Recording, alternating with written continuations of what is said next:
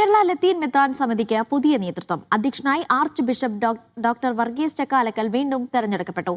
വിജയപുരം രൂപതാ മെത്രാൻ ഡോക്ടർ സെബാസ്റ്റ്യൻ തെക്കേച്ചേരിലാണ് വൈസ് പ്രസിഡന്റ്. തിരുവനന്തപുരം അതിരൂപതാ സഹായ മെത്രാൻ R Christudas general secretary. Sijo Varghese വിവരങ്ങൾ നൽകും. സിജോ, പുതിയ ഭരണസമിതിയിൽ ആരൊക്കെയാണുള്ളത്?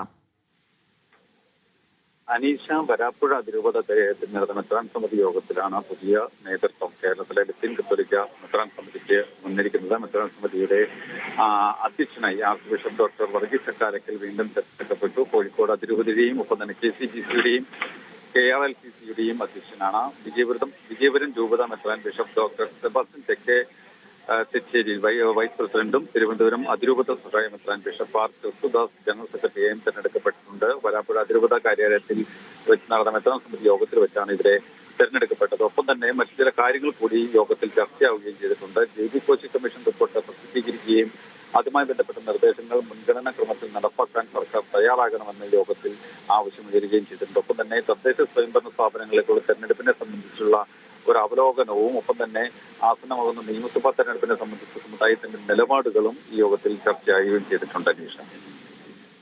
ശരി, സിജോ വർഗീസാണ് വിവരങ്ങൾ നൽകിയത്.